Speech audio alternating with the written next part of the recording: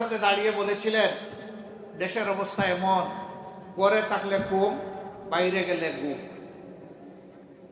সরকারের অংশ হয়ে তিনি সেদিন এটা বলেছিলেন। এটা ছিল বাস্তব চিত্র বাংলাদেশের।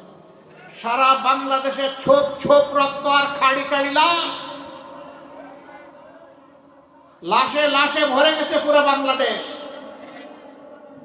এখানে আপনারা কিছু গোলাপ ফুল, তাজা গোলাপ ফুল রেখেছেন। এই গোলাপগুলো আজকে চিৎকার দিয়ে বলছে, আমি শহীদদের রক্ত। সম্মানিত ভাই বোনেরা, তারা কি করে নাই বাংলাদেশে?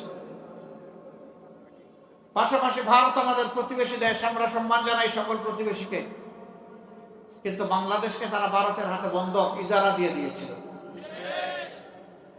ভারত তার সকল দাবি চাই অথবা না চাই তাদেরকে আদায় করে দেওয়া হয়েছে। তখনকার